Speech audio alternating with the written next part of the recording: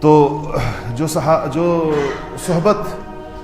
جو لوگ پاتے تھے وہ زیادہ پاتے تھے، ان کو زیادہ موقع ملتا تھا اصحاب صفہ کو، اس لیے ان کو طالب علم کہتے ہیں کہ ان کو زیادہ موقع ملا۔ اور باقی صحابہ کی تربیت پانے کا طریقہ کیا تھا، صحابہ کی اسی کتابیں بھی ہمارے سامنے، تو جو چیز ہمیں ملتی کہ صحابہ بنے رسول اللہ صلی اللہ علیہ وسلم کی صحبت سے، آپ کی صحبت میں رہتے تھے، وحی اترتی تھی آپ صحابہ کو بتایا کرتے تھے، جتنی اترتی تھی صحابہ اسے باخبر جو ہے کرتے، لیکن جو حاضر باش تھے وہ باخبر ہو جایا کرتے تھے، بعض دیر سے مسلمان ہوئے، بعض ہر وقت پاس نہیں ہوتے تھے، کچھ وقت کے لیے آتے تھے، دور دراز رہتے تھے، اپنے علاقوں میں چلے جایا کرتے تھے، لیکن شرف صحابیت کے اندر یہ سارے کے سارے لوگ شریک تھے۔ اور صحابی کی تعریف یہ کی گئی ہے کہ جس نے حالت ایمان میں رسول اللہ صلی اللہ علیہ وسلم کو ایک دفعہ بھی دیکھ لیا اور ایمان کی حالت کے اندر دنیا سے رخصت ہو گیا، وہ صحابی ایک دفعہ بھی اس نے دیکھ لیا اور حالت ایمان کے اندر دنیا سے رخصت ہو گیا تو وہ صحابی ہے۔ تو یہ سب سے بڑا ذریعہ تعلیم ہے مسلمانوں کا۔ اور ہمارے ہاں آج عصری طریقہ تعلیم جو ہے، جو یونیورسٹیوں کا طریقہ تعلیم ہے، اس میں بھی صحبت کا بڑا عمل دخل ہے، اوپر جتنا آپ چلتے چلے جائیں۔ جب لوگ شروع کے اندر تو ایک خاص قسم کی تعلیم ہوتی ہے جس کے اندر انتظامی چیزیں زیادہ ہوتی ہیں، کلاسیں لگتی ہیں، پیریڈز ہوتے ہیں، گھنٹیاں بجتی ہیں اور 6-7 پیریڈ ہوتے ہیں، یہ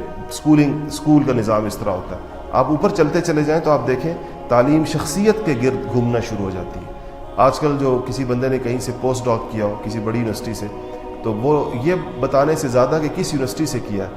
یہ بتانا زیادہ شرف ہے کہ کس کے پاس کیا، کس کے ساتھ کیا، اس شخصیت کا نام کیا۔ دنیا کی بعض مشہور سائنسدان ہیں، بعض مشہور شخصیات ہیں، کوئی کہتا ہے میں نے کسی نوبل لائریٹ کے ساتھ کیا، میں نے فلانے کے ساتھ کیا، میں نے فلانے کے ساتھ کیا۔ تو اوپر کے درجے کی تعلیم کے اندر صحبت کا عمل دخل بہت زیادہ بڑھ جاتا ہے۔ یہ آج بھی یعنی اصلی تعلیم میں بھی یہ سمجھا جاتا ہے۔ اور آپ کبھی اس پر سائنسدانوں کے بھی ملفوظات پڑھیں تو وہ بھی یہی ہوں گے، وہ کہتے ہیں کہ بہت زیادہ ڈگریاں لینے کی بجائے یا فلانا کرنے کی بجائے کسی نے اگر کسی بڑے سائنسدان کے ساتھ وقت گزارا ہے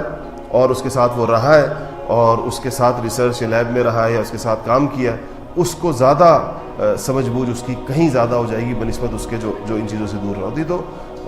عام دنیا کے شعبوں کے اندر بھی ایسے ہوتا ہے۔ ہمارے ہاں یہ جو پیشے تھے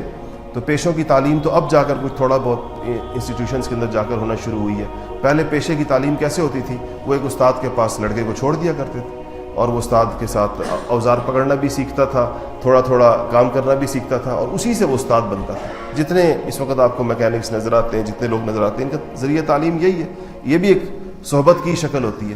تو یہ سب سے مؤثر ذریعہ ہے، جس طرح کہ علم دین کے اندر ہے، اس سے بھی زیادہ مؤثر یہ ہے عمل سیکھنے کے لیے۔ جمال الوجود بذكر الإله وتصفو الحياة بنور هدى، جمال الوجود بذكر الإله وتصفو الحياة بنور هدى،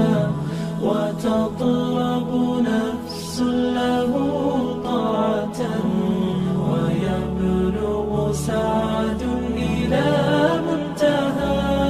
فؤاد شغوف إلى ربه أحب رضاه أحب لقاه، يظل يجيء إلى ربوة